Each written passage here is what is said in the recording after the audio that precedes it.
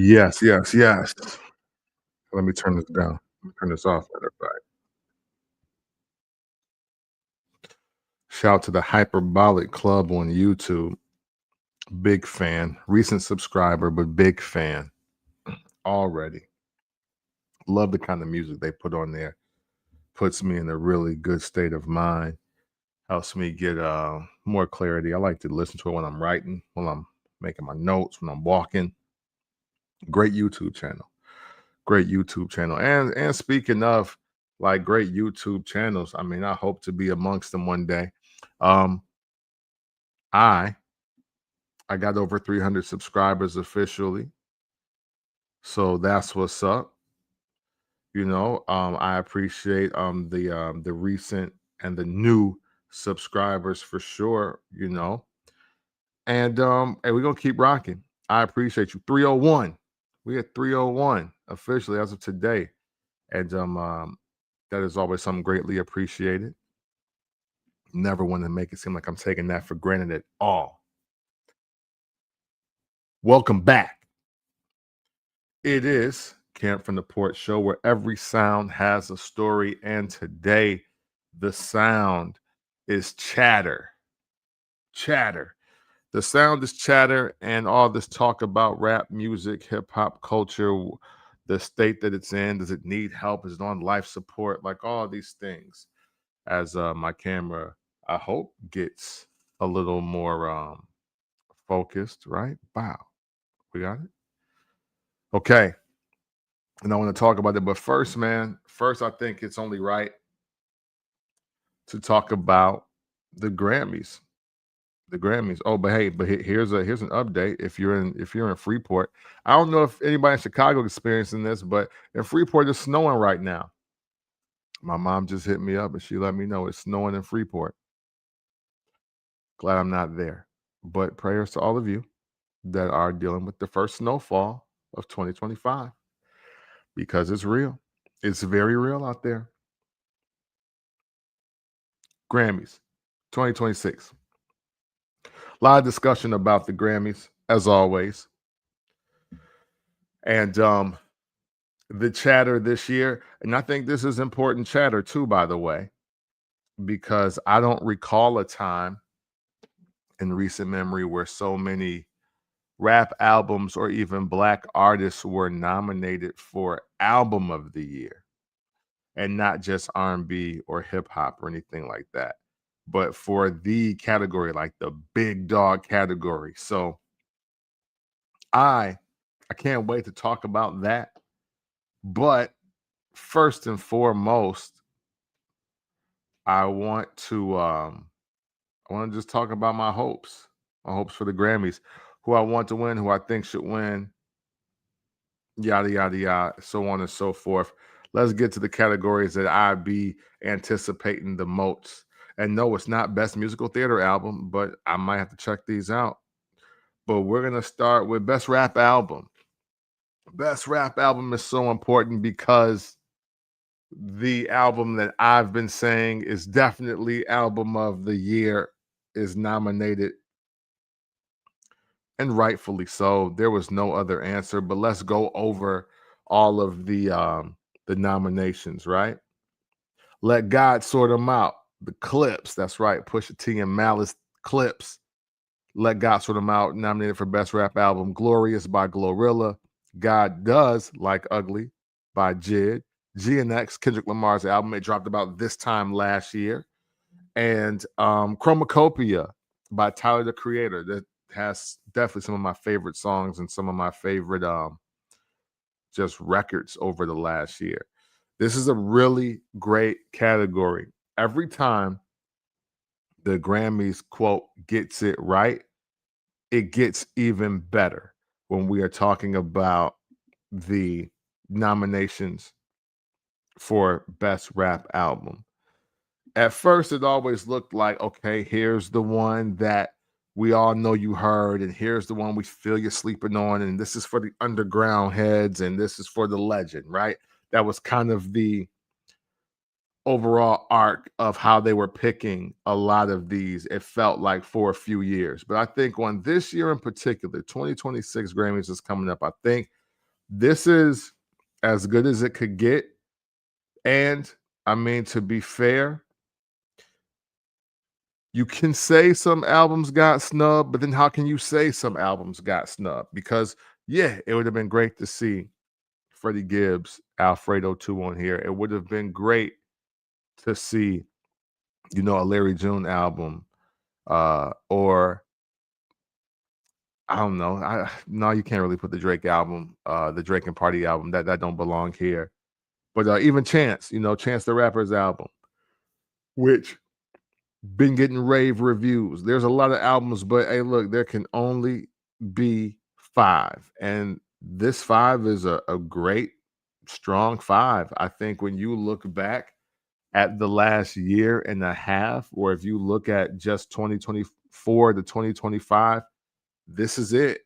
This is it. This is what the people were talking about.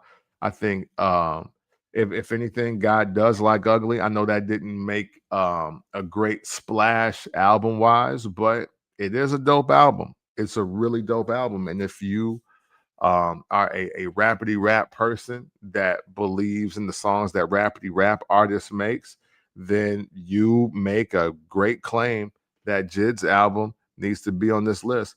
I mean, the man can really rap. I think when it comes to rap performances, him, Jid, that is, Freddie Gibbs, and Malice are probably like the best rap performers of this year. So can't win them all. I mean, Tyler is Tyler, Kendrick is Kendrick. And I don't know. This is why I wish the nominations went by calendar year, but the show happens in February. So that's how it all breaks down. You can't really do much about it. You know what I'm saying? What's going on? What's up? What up? What up? I'm not sure I know what jungle music is, but hit me. Shoot a link or something. I'll be sure to check it out. I don't want to misspeak on something that I don't think I know much about. Best rap album. I'm going with Let God Sort 'Em Out. It's been my album of the year the entire year. I do go back to it frequently. Yeah, I don't see any album beating this, especially with some of the songs that I think that are also going to win Grammys this year. I don't know if that's going to lose out. So, you know me, clips, we run it. Let God sort them out. I'm on board with that. All right, I'll be sure to check it out, bro. Thank you, thank you for sending it. I'll be sure to check it out. Best rap song. So they got Anxiety by Doshi on here. The Birds Don't Sing, Clips, and Stevie Wonder and John Legend. I mean, that kind of lets you know to me that's what it should be. You know what I mean? But and then you got Sticky with Tyler the Creator, Glorilla, Sexy Red, and Lil Wayne. Out of all the songs that could have been from Tyler's album, I'm actually mad it's this one. I don't like this representing the best rap song. I just don't. There were some other better songs out there for sure. Not for nothing. Bodies by Offset should have been on here, and I probably would have picked that one. TJIF, Glorilla, you know what that is. Hey, hey. And then you got TV Off, Kendrick Lamar, and the Lefty Gunplay. Now, look, in a lot of respects, this is a 2-song race. You know what I'm saying? Birds Don't Sing and TV Off. TV Off probably had one of the bigger moments of the year, next to Not Like Us at the Super Bowl. But Birds Don't Sing, man, that is just a phenomenal record. That's a phenomenal opening song to an album. No matter what you've been going through in your life, if you've lost anybody, it don't even necessarily have to be a parent. You might have cried to Birds Don't Sing. So that's why Birds Don't Sing is my pick. But hey, if TV Off won, I would not be surprised. And you can't really throw in that song either. You know what I'm saying? But yeah, no, yeah, I don't mess with Sticky. I'm sorry. Um, my joint on there, which is actually coming up when it comes to best. Oh wait, no, it's not on this category. It's a different category. But Darling Guy is on there, and there's a couple other songs on that Tyler album. I wish I would have brought up the track list, but yeah, I'm not feeling that as a representation, so that's gonna lose. I got Birds Don't Sing versus TV Off. Best melodic rap performance. Proud of Me, Friday featuring Meek Mill. Wholeheartedly, Jid featuring Ty Dolla $ign and Black. Luther, Kendrick Lamar, and SZA. We Major, Terrace Martin and Kenyon Dixon featuring Rhapsody, and Somebody Loves Me, Party Next Door, and Drake. So look, it should be no, like, come on, just give Kendrick and SZA the award now. If those are the songs being nominated, I'm not a big fan of Friday. I try to listen to the album, but for me, hey, look, everybody that took and I guess it depends on where you want to pinpoint the sound from. Because whether you think it's A Boogie, if you think it's Meek, you think it's Dirk, Rod Wave, just whoever, but whoever started the melodic singing, but like drill kind of rap, I'm not the biggest fan of it. And I think there's a lot of people that you can put into that category that do that flow like this when they be singing and then rapping, but it's kind of like this, but they be rhyming, and that's what's happening. Like that, like whatever that flow is, I'm not the biggest fan of it. And so many people do it, and all they do is adjust the auto tune. They just adjust the auto tune more. Some have it higher, some have it lower. And maybe it's because they may be out of key or off tune or whatever, and that's why they're doing it. But I've never been the biggest fan of it. I don't even like the main rapper unless the main rapper is Future. Unless you're gonna say it started with Future, I don't like whoever created it. And if you think Future created it, then now we have a different conversation. I mean, we let Future get away with murder because look, here it is, 15 later, he's still around.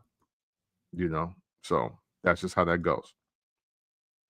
But yeah, Luther's gonna take that one. Best rap performance outside Cardi B, Chains and Whips, Clips, and Kendrick Lamar. Oh, and Pharrell as well. Anxiety, Doshi, TV Off, Kendrick, and Lefty Gunplay. Darling Guy, Tyler the Creator featuring Tizo Touchdown. Now, if you want me to pick my song, I'm going Darling Guy. But again, this is another one where Kendrick got a 2 in 5 chance of winning this. Because whether it's TV Off or Chains and Whips, I think that's going to be the one that takes it. If there was a best rap performance to win, I do love the performance of Darling Guy by Tyler and Tizo. But yeah, it's definitely hard to deny anything else. Best R&B album. So, best R&B album, Beloved by Giveon, which I don't really listen to, homie. I'm not a big fan of his voice. Why Not More, Coco Jones. I love her album. I thought it was dope. The Crown by Legacy. I have not listened to it. Escape Room is dope by Tiana Taylor. Again, if you lost your girl this year, you lose because all the women made all the fire breakup songs, all the fire moving on songs, all the fire I'm better without you songs, or I'm going to get better that you're no longer around songs. All the women made all the better relationship turmoil songs this year. And Mutt, Leon Thomas. Now, I gave my review on this album. And what I will say, again, I'll stand by it. The production is phenomenal on it. I'm just not the biggest fan of Leon Thomas as a singer and some of the stuff he be singing about.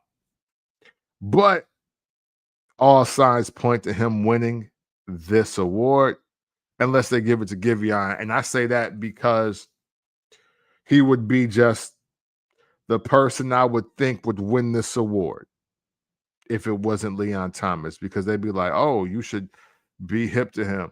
And he was just doing festivals and he was doing this thing and He had a nice run with the last album. I forget the name of the last album, but Giveon definitely has something that the people want to hear. So if it ain't Leon Thomas, which I do expect him to win, Giveon will probably be the one taking that home.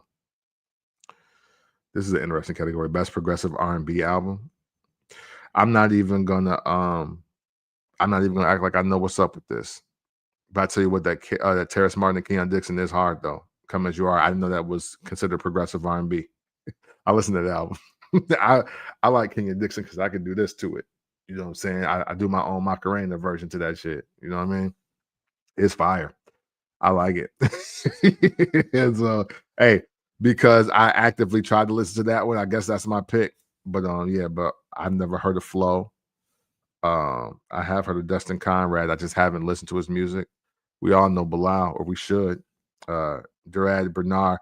So now I didn't even know he was an R&B act or was considered an R&B act. That's interesting. That is interesting. Huh. Okay. Hey, best R&B song. Best R&B song this year, man. We got Folded, Kehlani. No surprise there. Heart of a Woman, Summer Walker. No surprise there. It Depends, Chris Brown and Bryson Tiller. You know, we always cheering for Breezy and Tiller. Overqualified, Duran Bernard. And Yes It Is by Leon Thomas. Now, I will say, if they want it now, for everything I got to say that ain't the greatest about Leon Thomas, if Yes It Is win best R&B song, I'm not mad. Not mad at all. But all signs are pointing to Folded being that one, though.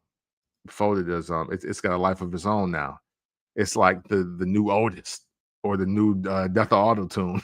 It's one of those now. Everybody got their remixes going to it. Everything. Best traditional R&B performance.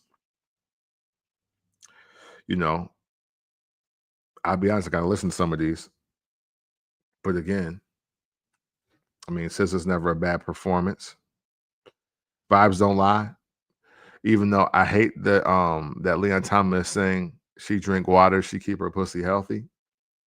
I do like the arrangement of that. Vibes don't lie, ooh, ooh. I do like that, like his runs and his arrangements on that. It's dope. It's dope. I mess with it. And then we got best R&B performance. Hey, Yukon by Justin Bieber. It Depends. Chris Brown and Bryson Tiller. Folded, Kehlani.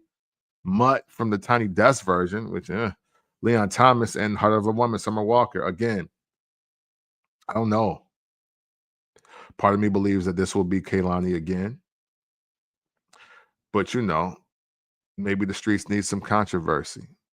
Maybe the streets need some controversy, and Justin Bieber takes this. But, you know, I think but Summer Walker, Heart of a Woman, that could also win it. That song, again, I know TikTok trends aren't everything, and I am never the one to try to convince you that they are. But Heart of a Woman took off this year. It kicked off this year for R&B. I think it kind of set the tone for what either should have came out or was going to win coming out. So when Heart of a Woman came out, I remember my cousin was like, give these girls something to walk to. At his birthday party, because they was doing like a little runaway thing. And he was like, yo, play Heart of a Woman or some shit. It was the funniest thing ever, because I'm like, but yeah, but I guess it is a song you play. Right now, you can't. We can't play To Me Get Enough to Everything, you know. Even though that was more of the bop, you know, more of the walk that you probably wanted. But yeah, interesting. I think Kehlani, Summer Walker. But if the Grammy's gonna start Grammying, I can see Justin Bieber taking that award. I'm not even trying to be funny. Not trying to be funny in the slightest. Let's get to the real though. You dig what I'm saying? Because it's a big year. It's a big year, and we're going to talk about why it's such a big year. And don't pay attention to the Billboard, because hip hop, and specifically rap music, hip hop culture, but rap music within hip hop culture, it's doing its thing. It's doing its thing right now, no matter who wants to admit it or not. Let's talk about Song of the Year. Okay. You got Abracadabra by Lady Gaga, Anxiety by Doechii, which is a rap song. Okay. Apartment I'm gonna say. Rose and Bruno Mars. I don't think I've heard that. DTMF by Bad Bunny. Golden by Hunter X. Okay. Luther by Kendrick Lamar SZA. Another rap record, Man Child by Sabrina Carpenter, and Wildflower by Billie Eilish. All right. Say that 3 times fast if you dare. And you know what? Hey, look, even if they don't win, I'm just glad that Doshi, Kendrick, and SZA are in this. TDE is in the best best song or song of the year. They're in the song of the year category. And I think that's super important to point out.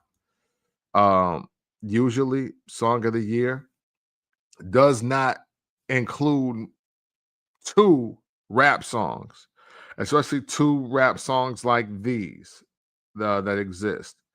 Now, I know the talk that's been going around about Doshi. I'm not going to get into any of that because the bottom line is she seized all she could seize in 2024. And I believe she's still on tour right now. Everything that was positive about her should still stand. I'm glad that she didn't double back right away and stepped on her own album, which let the album live. Let people live with the album. Let people listen to it. Let people get tired of the album, and then you hit them with some more. This whole, oh, give me your next album, even though you dropped 2 weeks ago or last week or a month ago. Like, to me, that's dead. I like to consume music, sit with it, like it, live to it. That's one of the things that's not happening a lot this era. People don't live with music. That's why you don't really know what's really hot out here, because you ain't really playing songs and letting life happen while the songs are playing. And then you hit and then you get what you got. Album of the year, though, man. No, wait. Let's slow down. No, because record of the year is basically the same ones. Record of the year, song of the year, they both the same ones. Let's get the album of the year. Album of the year, man. We got, I'm not even gonna mess up Bad Bunny's title, but Bad Bunny's album, okay, Swag by Justin Bieber, Man's Best Friend by Sabrina Carpenter, Let God Sort Them Out, Clips, Pusha T, Malice, Clips, Let God Sort Them Out, Album of the Year nomination, Mayhem by Lady Gaga, GNX, Kendrick Lamar, Mutt by Leon Thomas, and Chromacopia by Tyler, the Creator. Listen, this is phenomenal. This is telling you, if nothing else, this is telling you that hip-hop music, rap music, hip-hop culture, rap music is in a very great space right now. With everything going on, with all this talk on Billboard, we're going to get to that next. You got three albums that represent hip-hop and represent rap music. Let God Sort Them Out, GNX, Chromacopia. And to be real, they all have a very good shot at winning. This ain't one of those categories where they're just throwing it in there as a bone or a nomination. Like, you could make the argument for one of these albums just based on the way they perform throughout the year to win. Now, however, I do think it's going to be Bad Bunny, especially with the Super Bowl coming up. I do believe that. And what better, why would the person with the Grammy album of the year not perform at the Super Bowl? Like, why would it not align up that way, you know? So even though, I love the picks. And look, I'm even happy for Leon Thomas. And I don't think that it was album of the year for me, but the way that his fan base rode for this album, and again, it's one of the best produced albums that you'll find of this decade, okay? We're 5 years into the 2020s. Leon Thomas Mutt is one of the best produced albums front to back, period. They smoked the production on this album. But I don't see it being album of the year.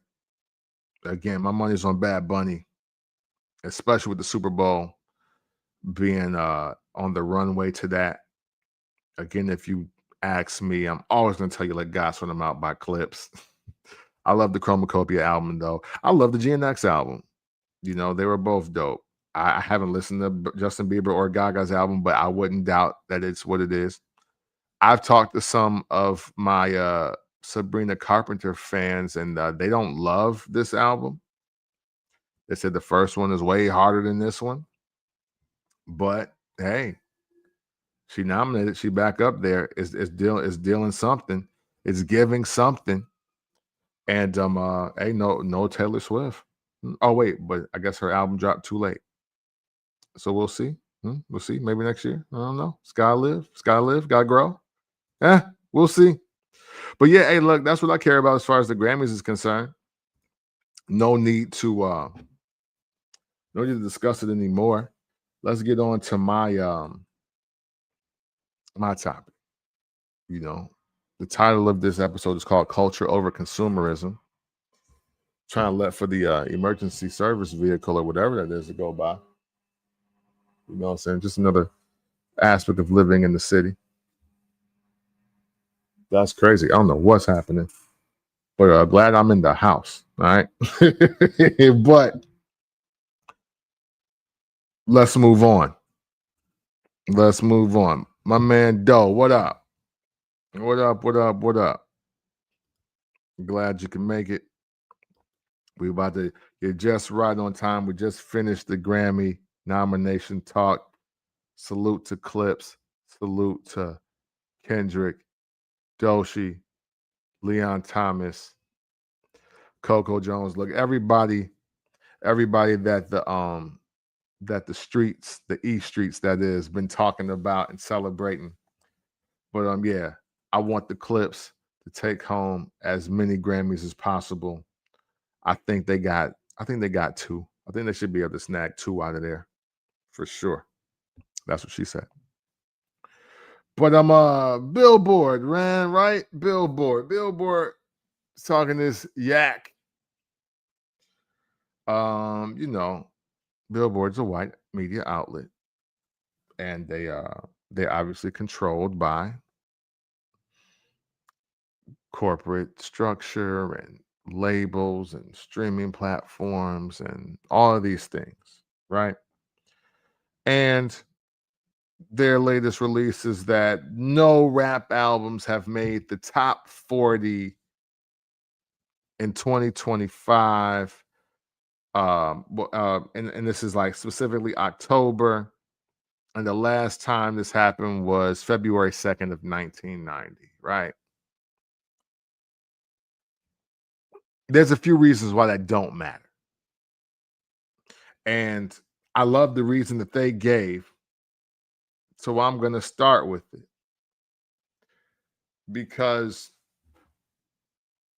it's interesting. Matter of fact, it should be enlightening, especially to some of you new generation fans out there. That we're in the fourth quarter, you know, and then as of August 2025, there were no rap songs in the top 40 yet. 2025 is easily having one of the greatest years in rap music history. You just got to be in the know. You got to be in the know. You got to really love this and really be listening to it to truly understand why this stat don't matter. Because, you know, I don't know what Step Brothers did, and I won't know the chart for Ransom and Alchemist. You know, I don't know the chart placement for Chance's album. Won't know it for Rock Marciano's album. Who else? Oh, I never know where Benny the Butcher, West Side Gun, or Conway the Machine. I never know where their joints are going to place. I have no idea if Harlem's Finest, Return of the King by Big L. I don't know if that made the top 10 or not. Don't know. Have no clue. Okay. Don't know if Goldfish by Hit Boy and Alchemist are going to make it. And they have a song that's going to make it into the top 40. Have no clue. And I guarantee some of it is still going to be fire to me. I guarantee that I'm going to play these. I'm going to add these to my collection. I'm going to buy some of these records. I guarantee you that I will still enjoy the entire life out of these records and these albums that exist. You know why? Because I never in my life have looked to Billboard to tell me what was the actual best rap songs out. You know what I'm saying? I've just never done it. Yes, vinyls. I would love to collect a lot of these albums on vinyl. Some of these ones that, like, some of these soon to be new classics, or some of these new great bodies of work that with the artwork is actually special. I definitely want to collect some. But let me read this from it's literally from the same article too. The no rap songs on Hot 100 top 40 for the first time since 1990, right? I just want to read this one small paragraph, and it says, it's from Billboard, billboard.com, by the way. The last time before that, okay, wait, hold up here. Hold on.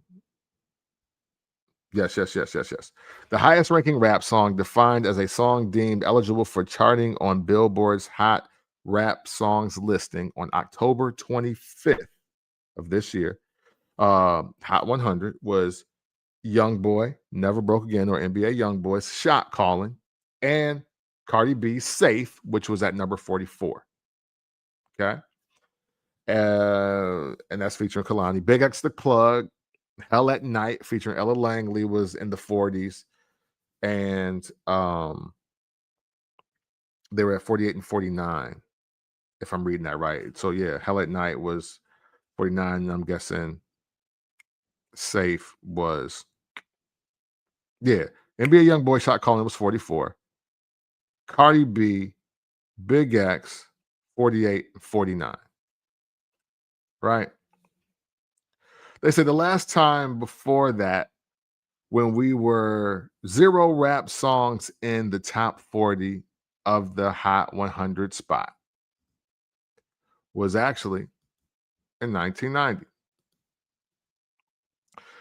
February 2nd, 1990, when the top ranking rap song was Biz Marquis's eventual top 10 hit, Just a Friend.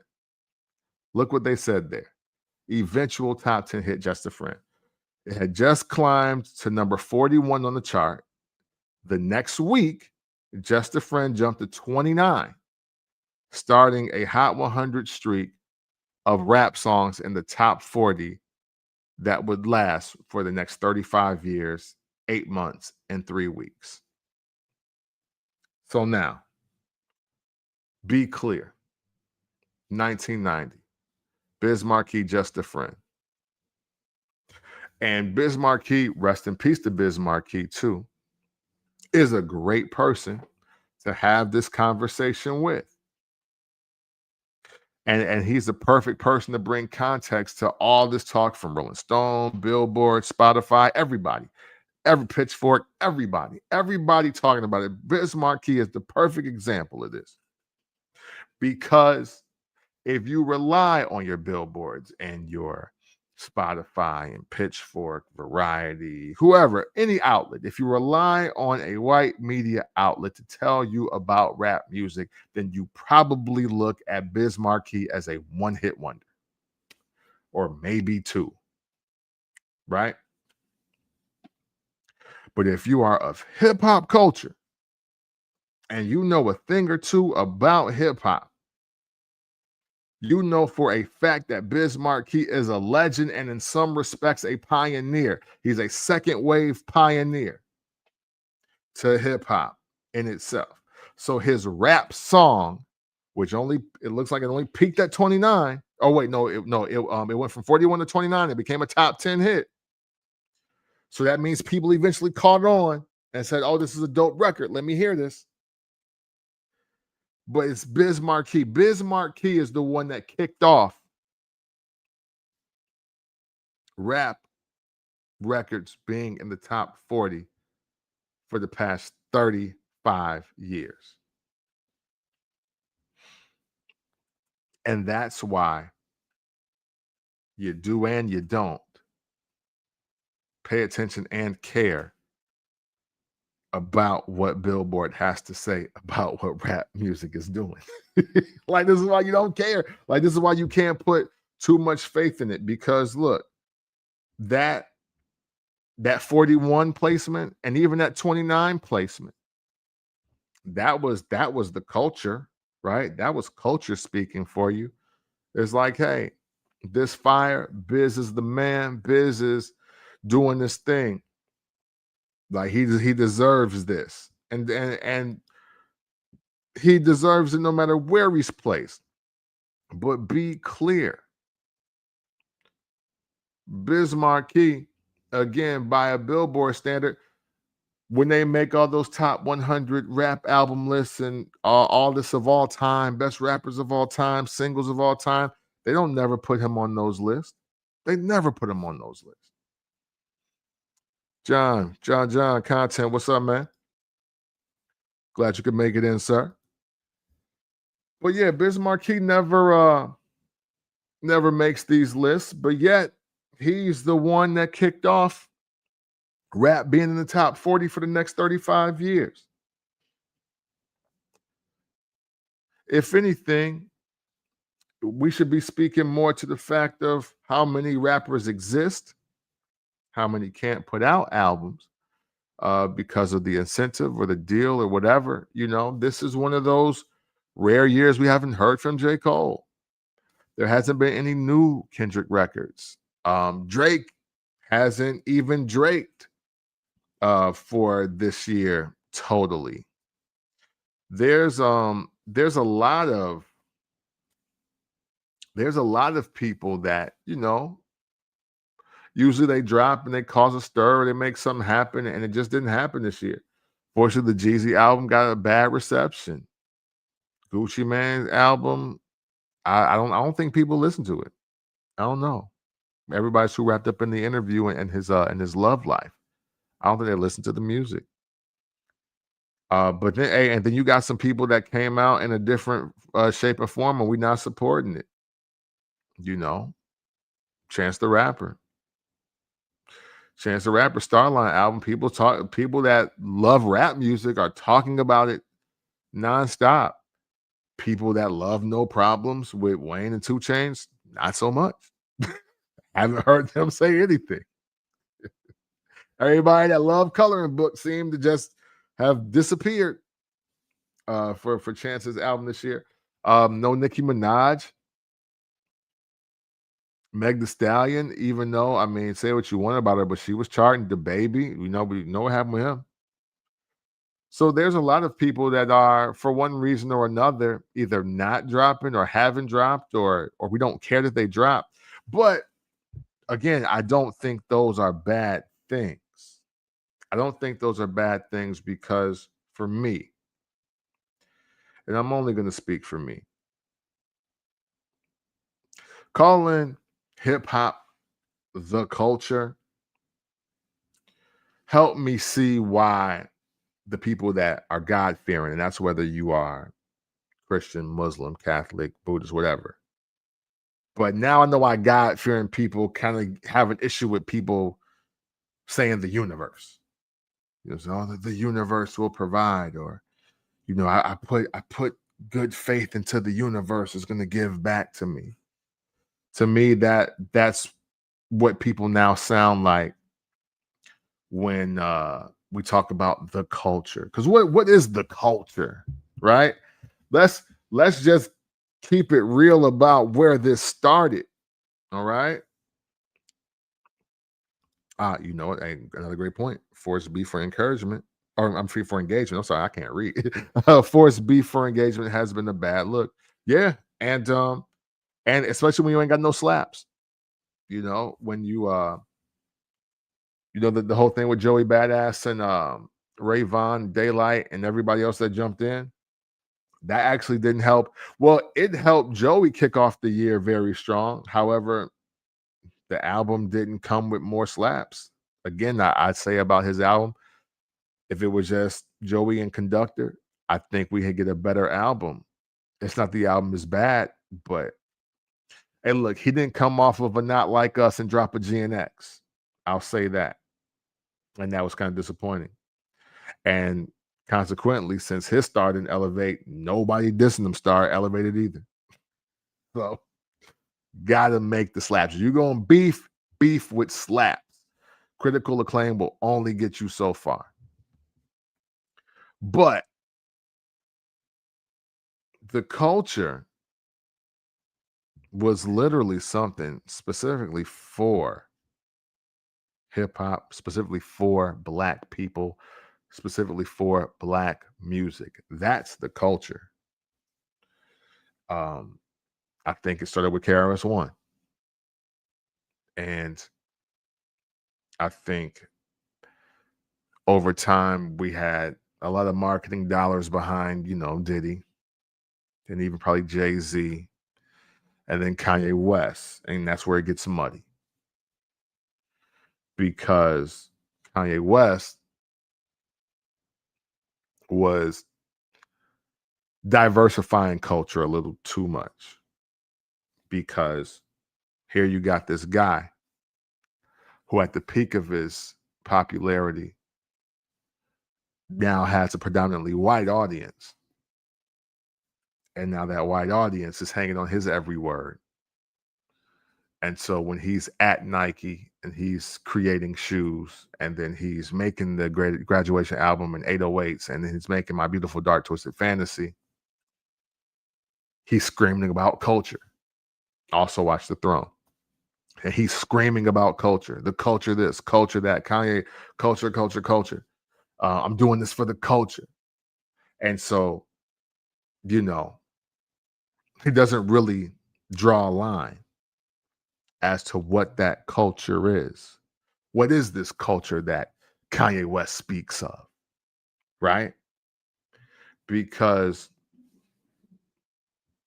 culture, by definition, could simply include everybody. It could, you know what I'm saying? Because again, by definition, culture is the shared way of life of a particular group of people, encompassing their behaviors, beliefs, values, customs, arts, and institutions, right?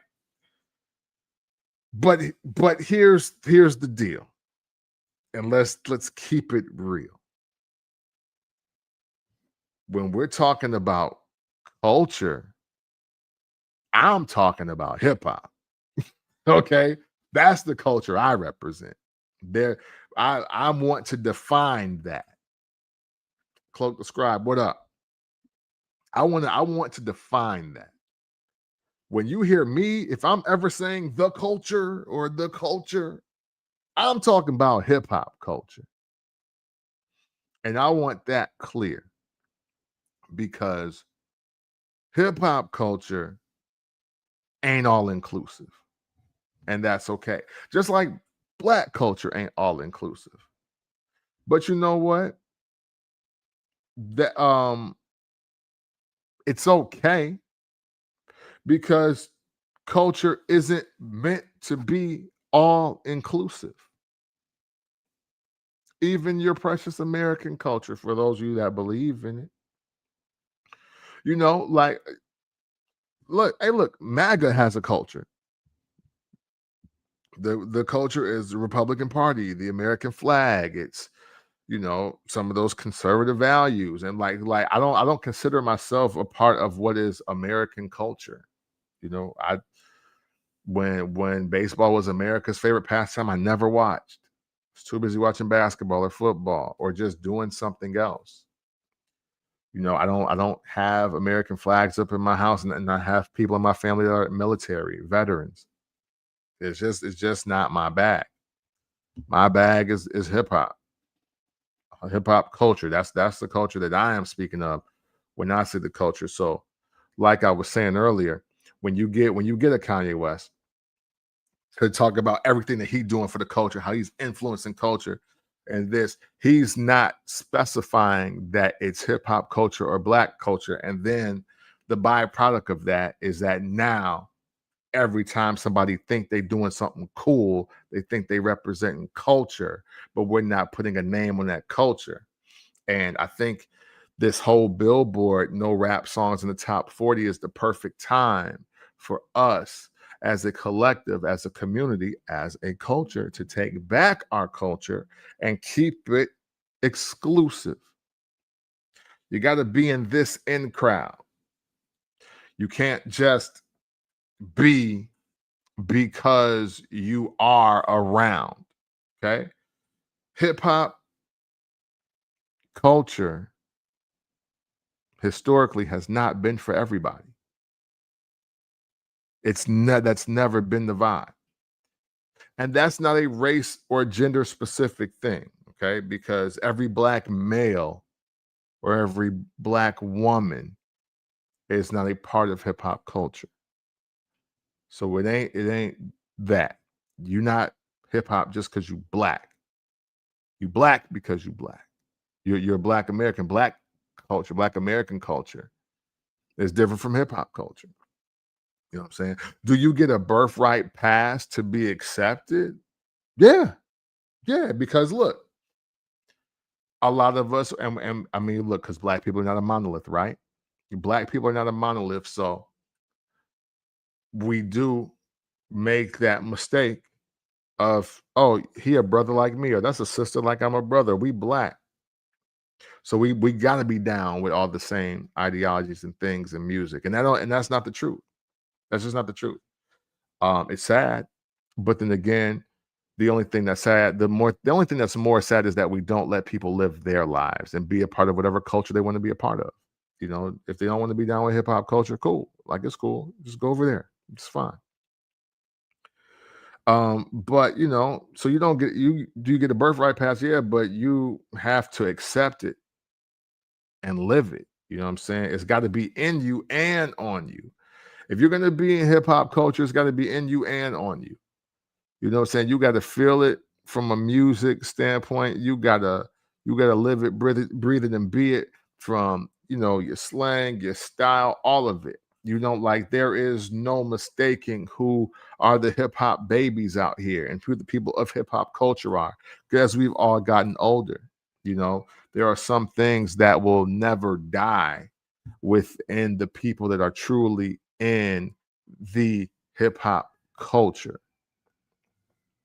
And I think that's important to point out because with Kanye leading the march on how he's pushing culture forward and how we just throw that word out willy-nilly whenever we want to do something cool or do something against the grain, and we got it representing the culture, right?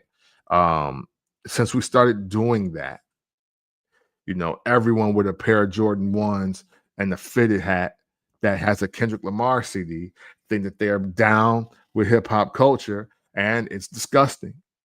That's like hip hop is a culture, and as a culture is just it's worth way more than that. It's worth way more than that. Than you just basically putting on your Party City fit. Oh, I'm hip hop. Look at my To Pimp a Butterfly CD. It's the limited edition and my Jordan 1s in the retro colors, the original colors. It's like, okay, that's awesome, Chad. But why does that make you hip hop? How about you answer that question? And many people can't. But again, I feel that way about Chad, but I also feel that way about DeAndre. Like, DeAndre may not give a fuck about rap or hip hop, and he ain't part of the culture if he don't. That's it's that simple to me. It's that simple to me. Let me go to I've seen some more comments. My guy Jones is here.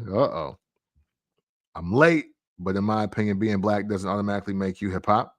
Like you said, you gotta live it and love it. Yeah, because hey, listen, as a hip hop baby, I was raised by a woman that was raised by another woman who were not hip hop. You know, um, I don't even know outside the gospel. I don't know what kind of music my grandma liked. To be honest with you, I heard the Mississippi Mass Choir. That's what I heard her playing, or whatever was on the radio. And even then, that was turned off sometimes. And we talking. My mom was a big music head. She loved LL Cool J, but did she really love hip hop, or did she just really love that guy, the guy that was on the screen? You know what I'm saying?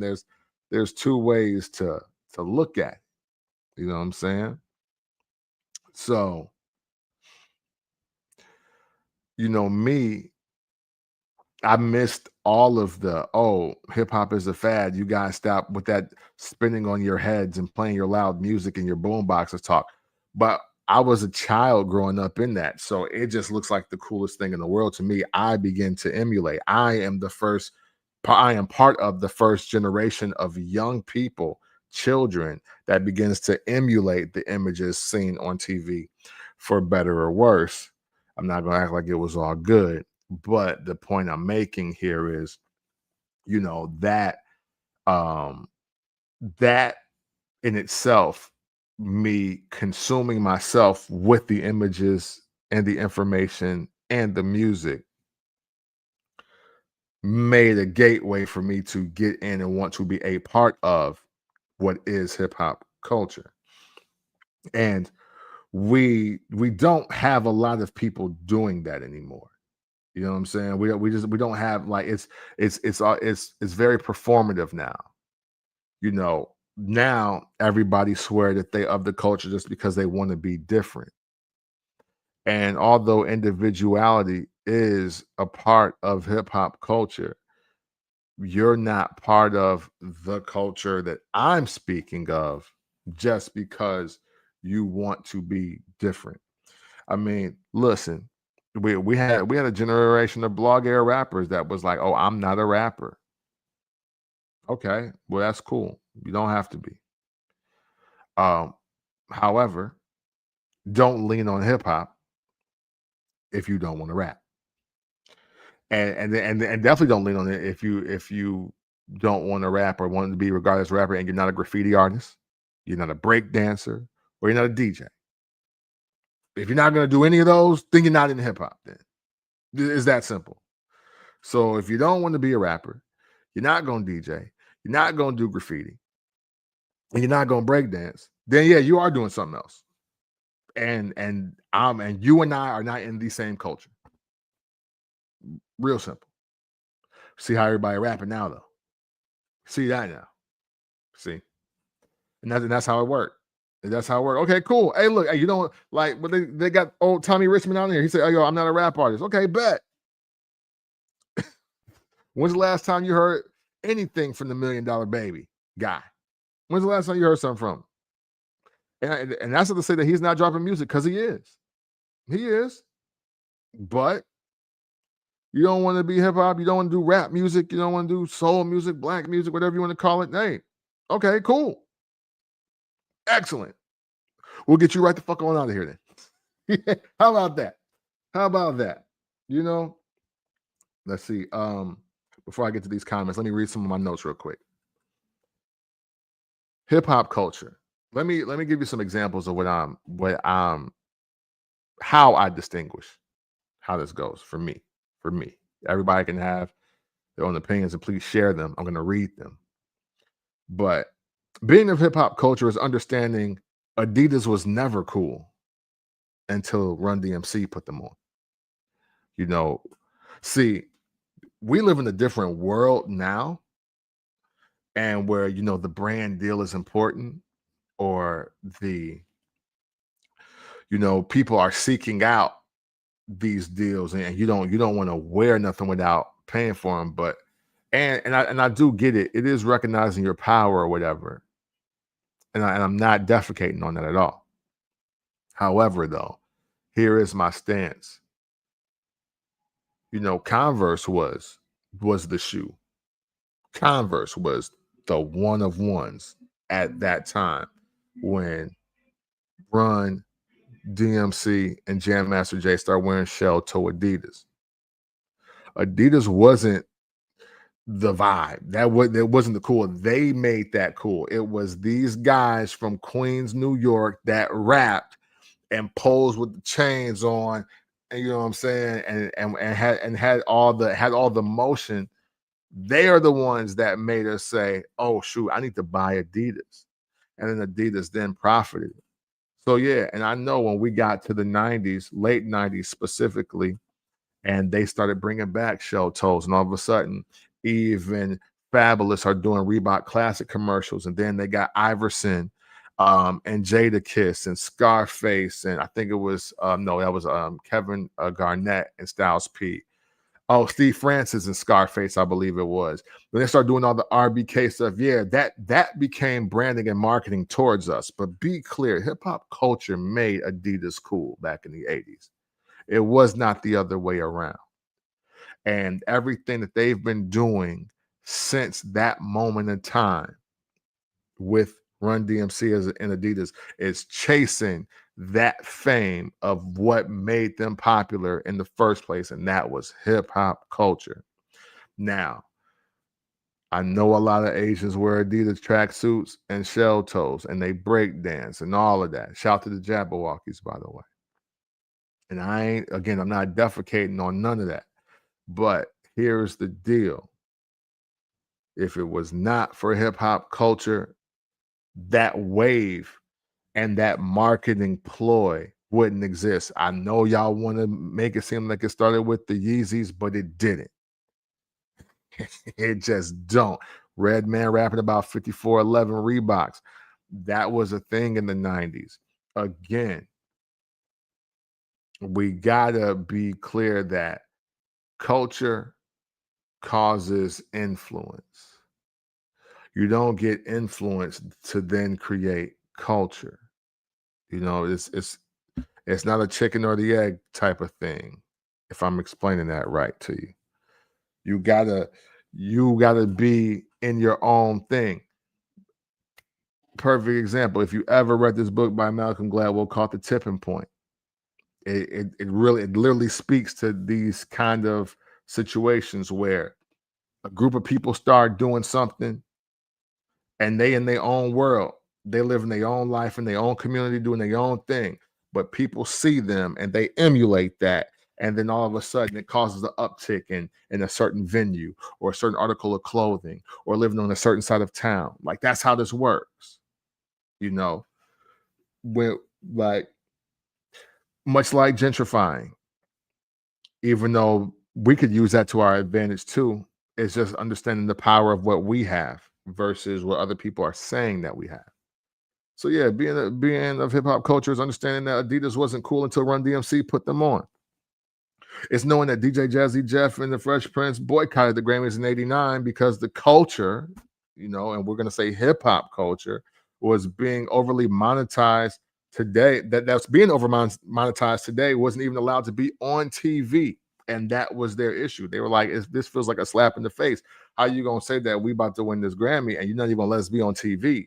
And you got some other awards that's going to be on here that ain't messing with hip hop right now. And culture, is also the fact that you had LL Cool J and Salt and Pepper, I think Queen Latifah, and A Tribe Called Quest, Public Enemy. They stood with them, was like, yeah, no, we're not rocking with the Grammys. We're not jacking that. Because, hey, we are all of the same culture. You don't want the award on TV. You don't want us there. It's taking a stand, and not just taking a stand so you can get a brand deal. It's not taking a stand so you can get your followers up.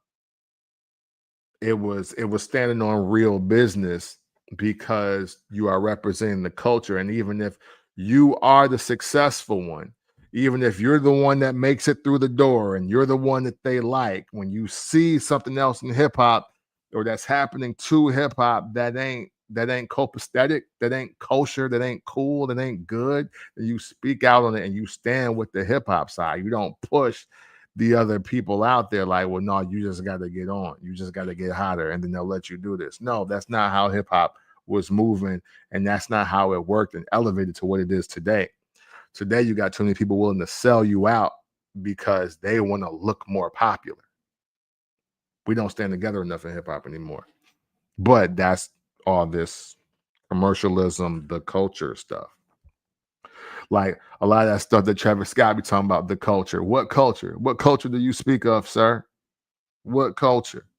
Because right now, the guy that's nominated for Album of the Year and Rap Album of the Year at the Grammys, who is absolutely a part of hip hop culture, is saying you don't belong here.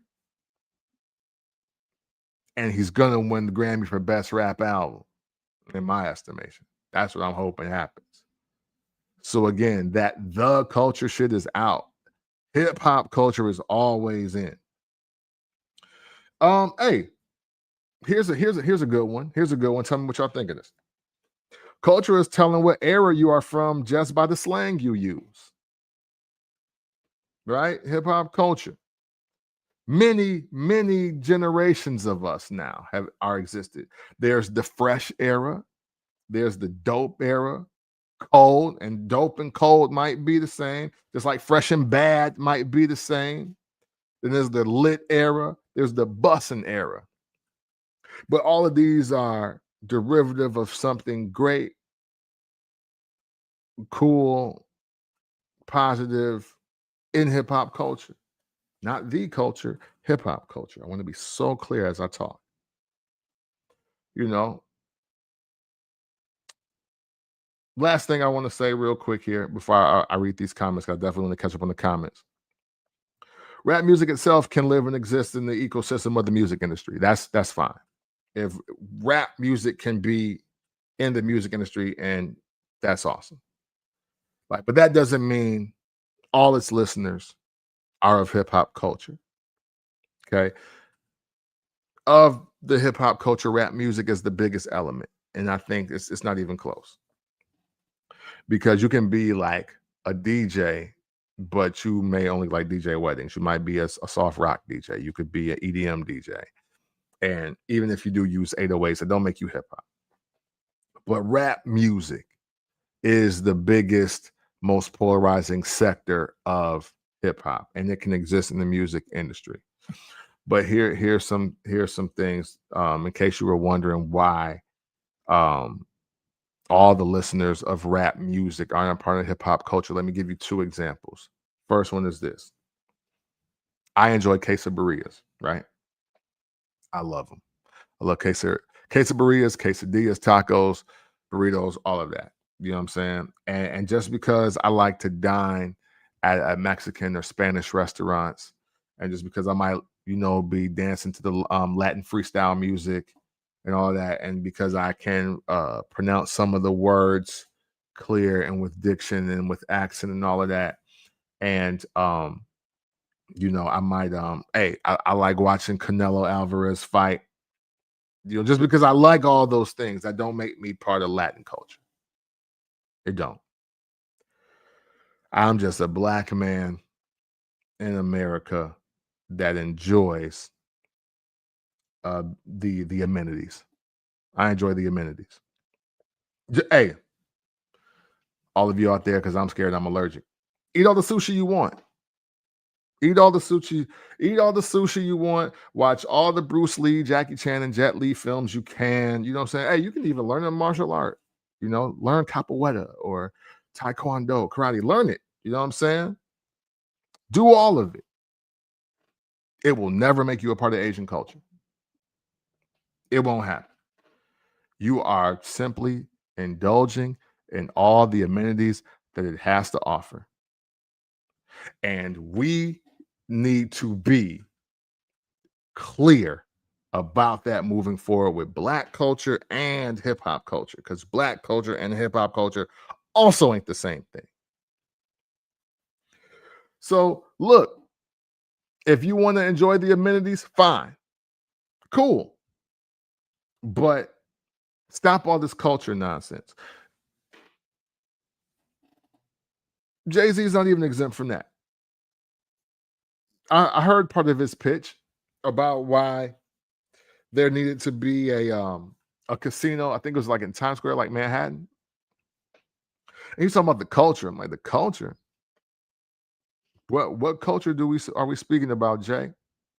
And I'm a big fan of Jay, but I never in my life associated casinos and gambling with hip hop culture or black culture. Well, going to the boat is definitely a black culture thing. So, but see how it's still not hip hop. You know what I mean? So let me. I'm gonna say that, and then before we get to these comments, I got one last thing, and we're gonna go to these comments, and we're gonna go crazy. You know, we speak about this time, so let's just go back literally 30 years ago. We don't have to go 35. 30 years ago, Coolio was dominating the charts. Coolio and LL Cool J were dominating the charts.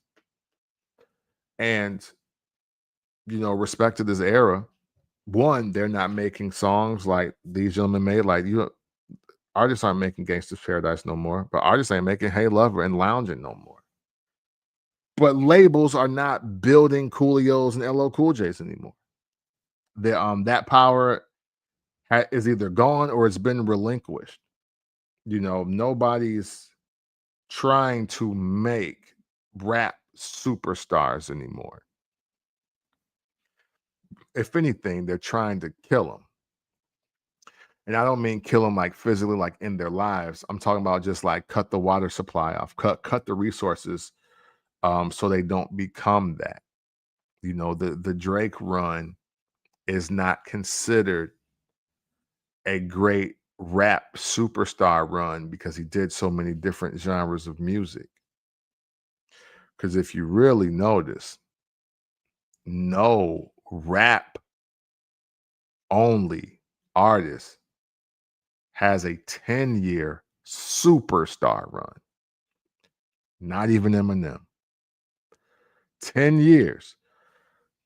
I don't care if you count from the first album or their best album and count 10 years up or 10 years back. You will not find a rapper with a 10-year rap only superstar run. And I do think that's by design. But to give you a good idea of how the Hot 100 works, and you get and creep into that Billboard Top 40, I'm gonna tie some songs that are all in the same class, and y'all can tell me or not one if they're all classic rap records. And I just want you to see how all over the place they were, and I want you to tell me what you think. Right? And these are all the peaks too, by the way. Billboard peaks. Spoiler alert, none of these songs are number one records on the Billboard Top 100 in 1995. None of these are number ones. Okay. Dear Mama peaked at 9. Okay. One More Chance peaked at 2. Ice Cream. You know Ice Cream, right? You better know it now. Ice Cream peaked at 37. Shook Ones, Part 2. Think you heard of that one before. Peaked at 59. Hip hop and R&B collab, but I wanted to share this one.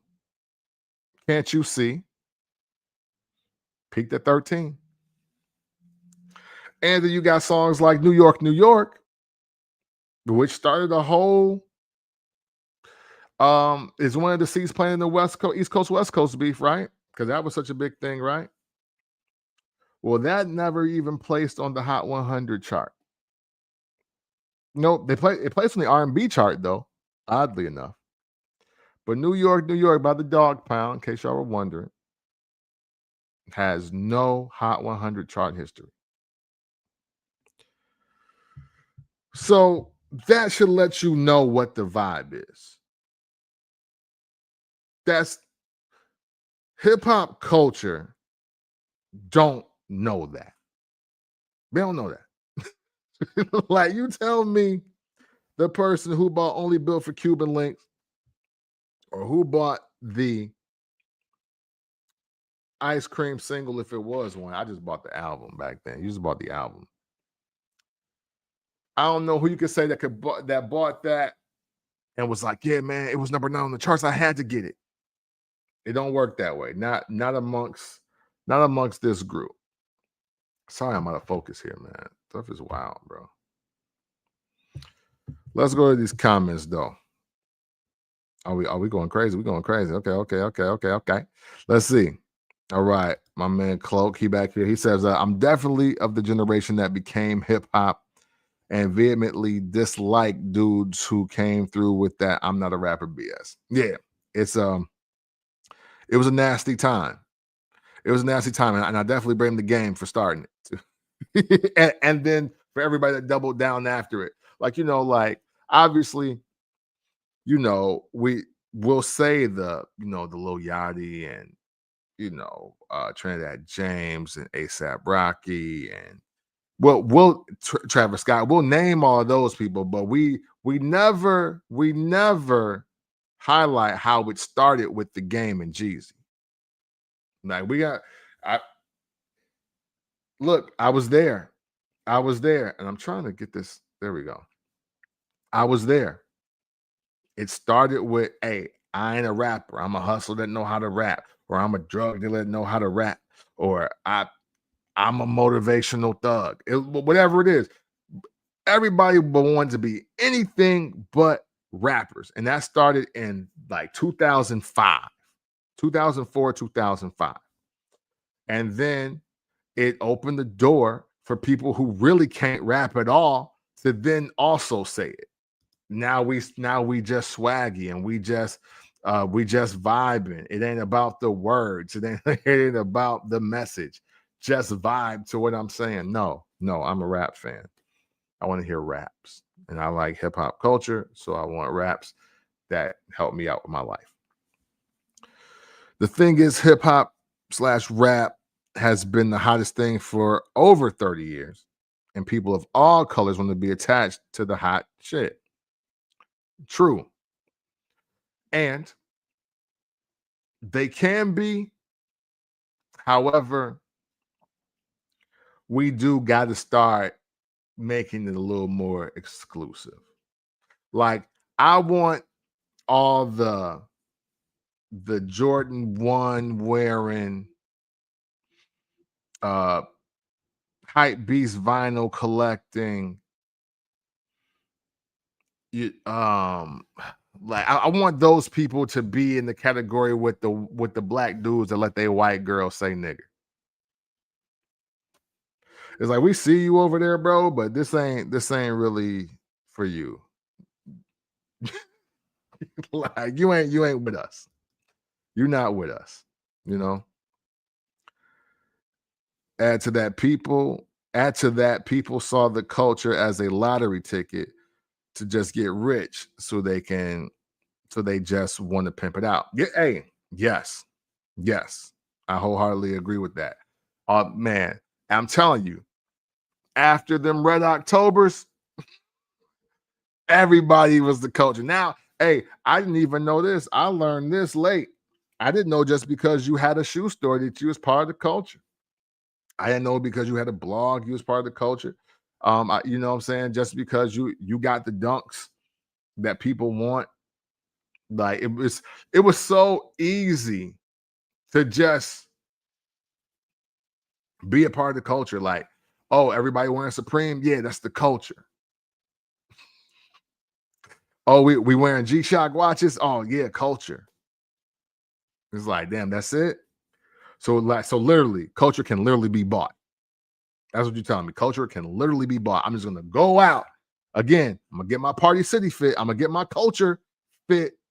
I'm gonna throw it on, and now I'm down. Nah, I do not like that.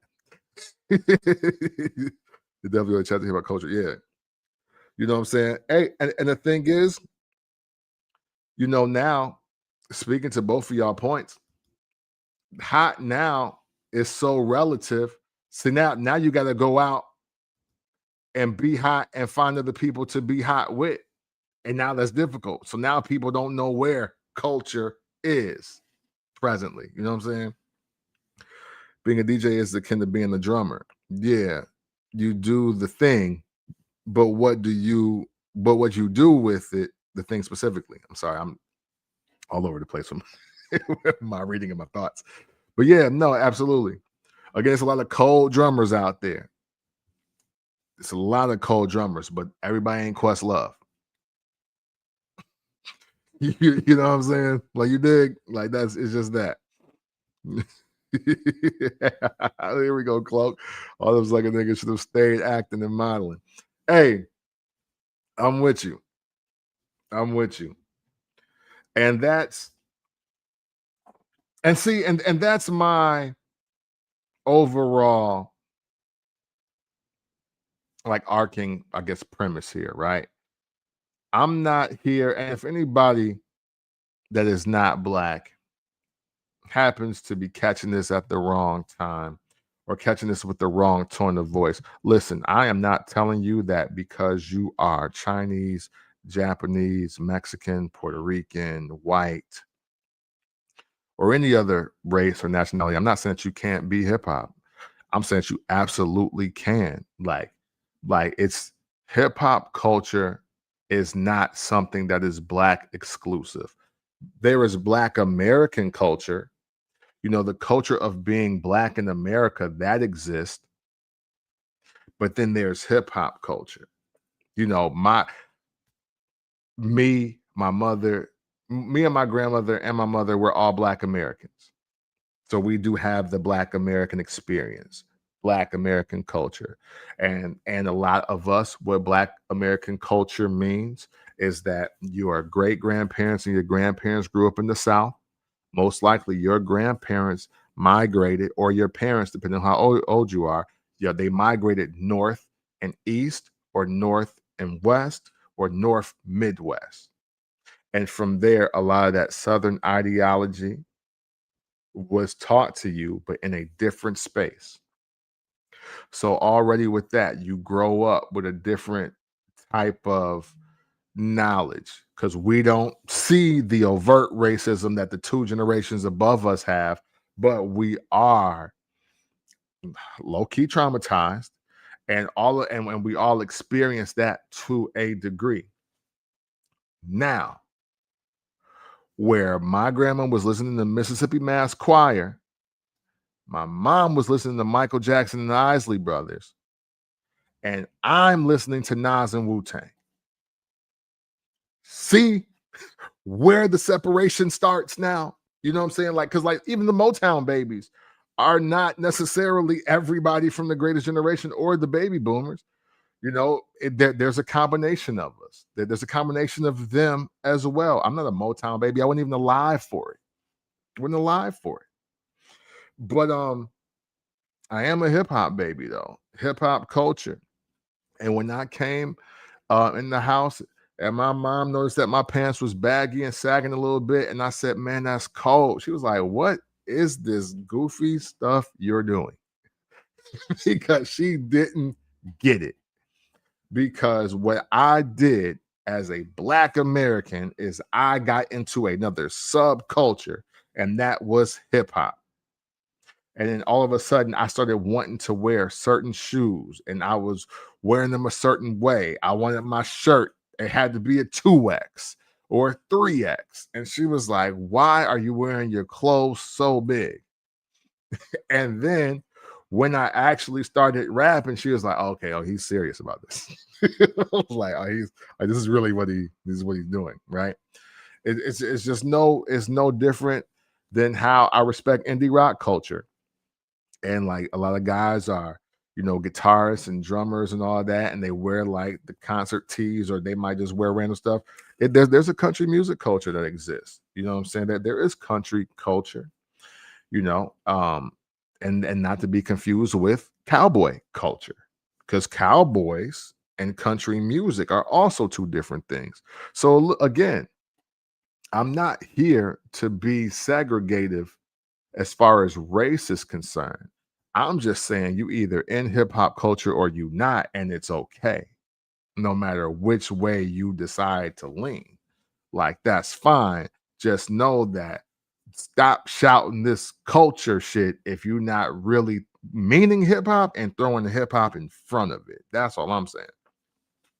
Because some of the illest DJs, breakers that rappers I've ever met or come across or had the privilege to collab with have been white, have been Filipino, Puerto Ricans, like, dude. So I'm not, so please never get me effed up.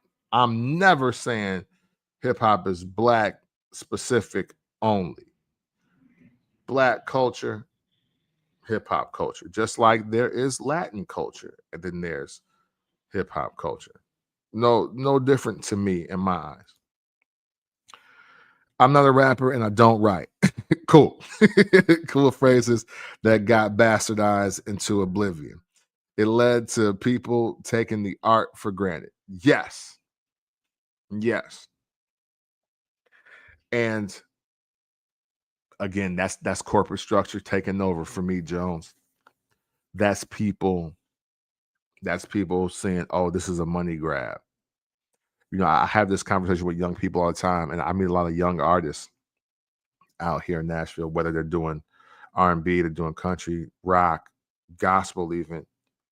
I say, you know, the music industry is in a tizzy right now. It's in a pretty odd state because, you know, a lot of people that are artists today, you know, they like, this is their first job. Like, this is the first job that they try.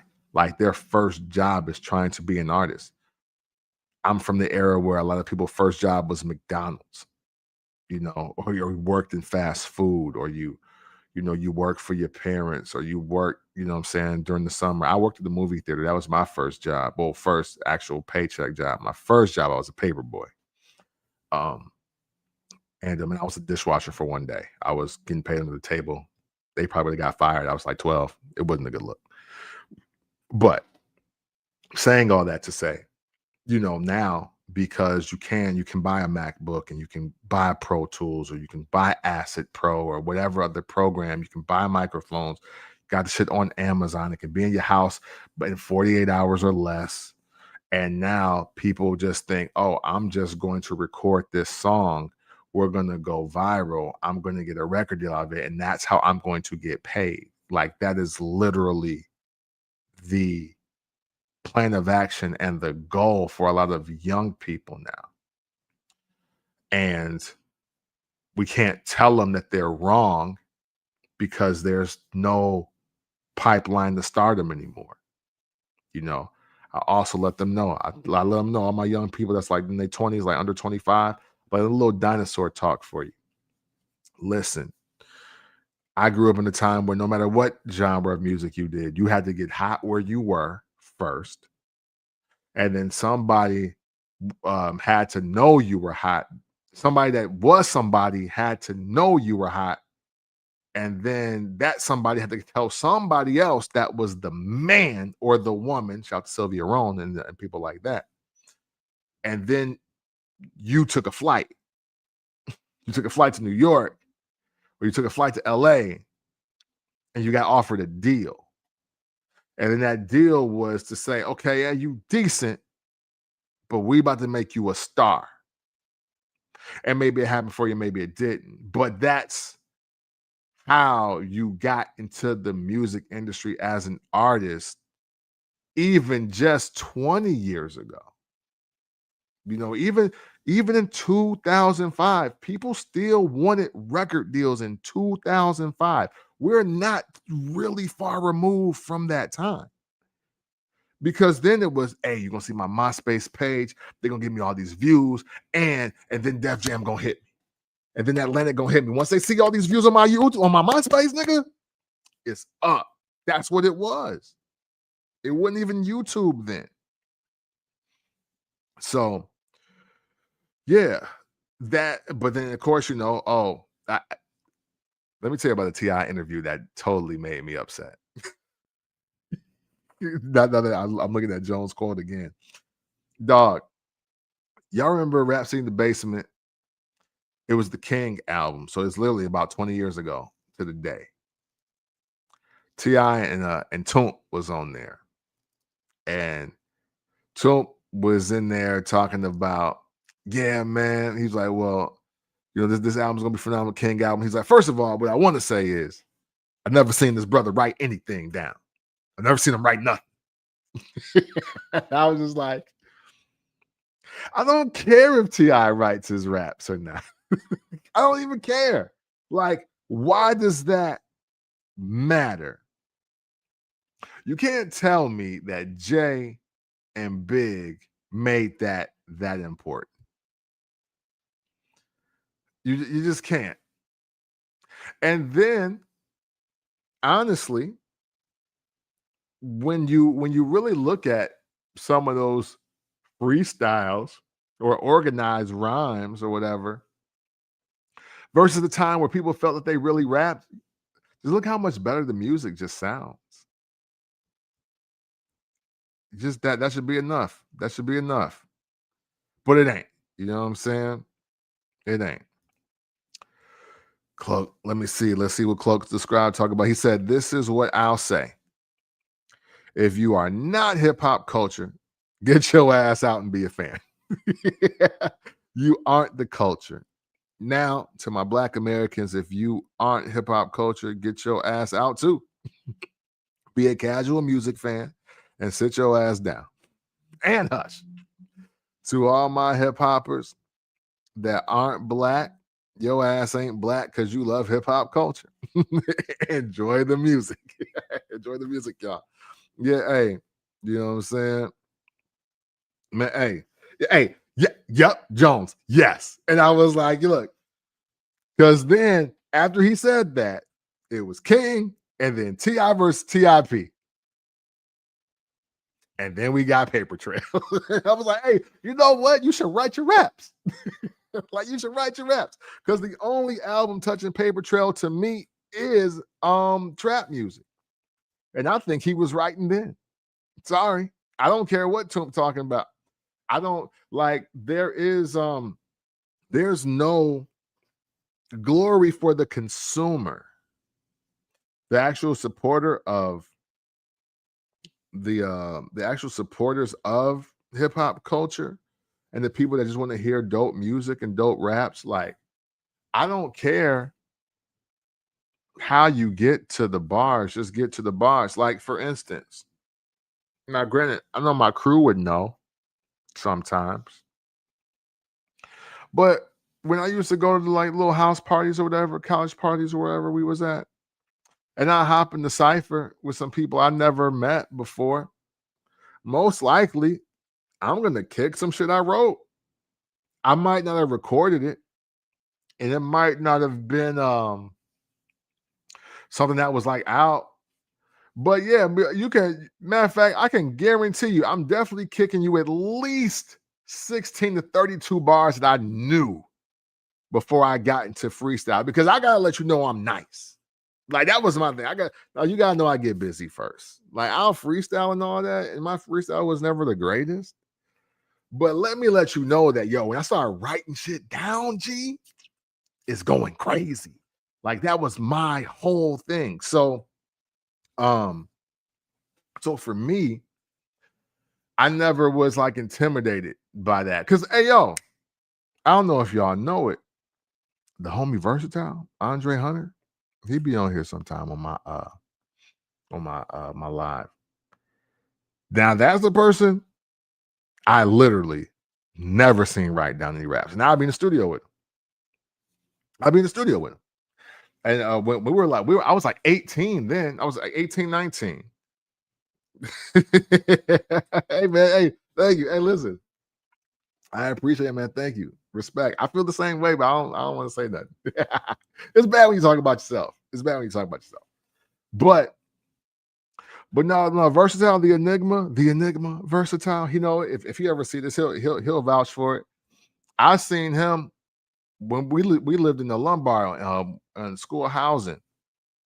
I come down to a spot, he'd be on there making beats or whatever, and we sitting there, we rocking out. I'm like, yo, okay, I got something for this. And I'll start writing down. And he'll be like, yo, I think I'm gonna jump on this with you too. Sometimes he would say that. Sometimes he wouldn't say nothing. And then I'm writing. I'm going, okay. All right, Dre. Look, this is what I got. You know what I'm saying? I get to do my joints. And I go in there and record. And then all of a sudden, he'll get up and be like, hey, real quick, just hit the space bar for me. And he got a verse. And I'm like, wait a minute, what the fuck? It's like, hold on. Like, yo, did he just, like, I didn't see him write anything. Now, it's impressive. It's impressive. Don't get me wrong. But that doesn't diminish what I did or over hypes what he did. I thought of the song that we did. It was called "Ooh Ooh." God dang it! Yeah, it was one of my first little like nasty raps. It was writing for the ladies at that point. But I'm saying all that to say, man. I mean, look, you can have your best verse, your worst verse. You know, all of it is coming from your mind, no matter what. Whether you write it down or not, like I hate that asterisk was added to hip hop culture because we gotta get rid of it. Because now, look, people, a lot of, you can tell a lot of freestyles just by the fact that people like use their ad libs or sounds as a break to think. Because you can't tell me the hey, hey, like that's you thinking. That's you thinking. I don't think you really writing a rap like that. You could be. You could be. It just don't sound that ill is all. I guess that's the best. Hold on here. Hey, listen. Hey, hit him up. Versatile, hey, I bet you he got something right now. I bet you Versatile got something right now. I ain't talked to him in years on the music tip, like creating no music or anything. But I guarantee you he got something out. And if y'all ever hear any joints, because I think it's some joints that's on Tidal, Spotify, Apple Music, YouTube, even I think. Any verse you see on there, especially if we did the songs together, he ain't write one word of it down. He didn't write one. I can vouch for that for sure. But I think I did my thing too. You know what I'm saying? It's a skill that has to be worked on just as much as writing. Yeah. Hey, and you know, and I'm not even saying that some people can write so much and rehearse so much, perform so much that becomes second nature, you know. But hey, even Kobe and Jordan went to practice, man, you know, and they played 82 games if they could. And that is the separation. No matter what, you know, a freestyle to sound as great as a freestyle. If a freestyle sounds great enough to record, that means you absolutely have been freestyling in your own time when nobody's watching. If you are writing really strong songs or really strong verses, it's because you've been writing when nobody's watching or paying attention. You know, as I'm getting reconnected back and writing just more forms of writing too, not just writing like rap songs, but as I have spent the last month and a half or so just getting acclimated back to writing again, and then and just engaging in everything that is writing. Yeah, I could tell that I was out of practice, but man, muscle memory super helps. And all of a sudden, at any point in time, 500 words takes me maybe 20 minutes, maybe 20 minutes. And that's even with me just having a common thought. Anything that you want to have that's a skill, it just got to be nurtured, and it's got to be just put out there. And it was got to be put to work, so you can put it out there. So that way you're always giving your best work when you keep working on it. Which reminds me, I didn't write today. That's on me, but I've been coming down from last night. You dig? Um, yeah, that's all I got, man. Culture. Stop saying it if you ain't about it. Hip hop culture is not black culture, but black people are in hip hop culture, as well as other people are. I don't want to exclude anybody, but just make sure you really live it. Make sure you really live it. Make sure you really do this. Um, Nothing corporate backed is culture driven. And that's really for everybody. I don't know why specifically that everything that black people likes gets attacked in this manner, but it's literally everything. You know, they're like if Kurt Cobain was alive, he wouldn't like a lot of the stuff that rock music was used for. He probably wouldn't like a lot of the things that Smells Like Teen Spirit is being used for. You know what I mean? We just kind of throw that out there in all these movies and all, like he would be so happy with that. I don't know. I don't know. I don't know if Freddie Mercury would want some of the things that's been happening with his music to be going on, because it sounds it's not so culture driven. It sounds real money grab. It sounds real hype beast, you know. And the people that really are into their craft and they're the real curators of whatever their communities are, whatever their cultures are, the bastardizing and the monetizing, it don't really be a good look for everybody. So take that with you, and I hope it finds you well. Whatever culture you want to be a part of, be a part of it, though, in you and on you. That's what he told her. And all will be well. I appreciate y'all checking out this live with me. Since Camp from the Port Show. Hey, culture is realizing where this is. Where culture is realizing where this shirt comes from, and who that guy is, and what this scene represents. If you know what this is, you in the culture that I'm in. You gotta know. You gotta know the video that's in to being in the culture that I'm a part of. So there's that. Thank you again, man. I appreciate you sincerely and humbly. Thank you all for tuning in. Thank you all for your comments, for liking, loving, sharing. You are appreciated. We'll do this again soon. I'm getting acclimated to another new venture. And again, haven't been on the socials because I've been writing. I had about 4 quick scrolls of y'all on Facebook and got off. Man, all y'all on some mean-spirited stuff. Some of y'all on some mean-spirited stuff, boy. And now I'm decent. My line is the best way to hit me. Yeah. And subscribe to my Substack. My Substack is out, the Lingo Star. The Lingo Star. You know what I'm on. Doing the best I can to be the best writer that I can be in every aspect, man. And hey, hope you enjoy. Or not. It's all good. It's all good. That is going to do it for me, though. Be safe, be humble, live hip hop. Support what you love instead of bashing what you hate. And know that always and consensually, it's love.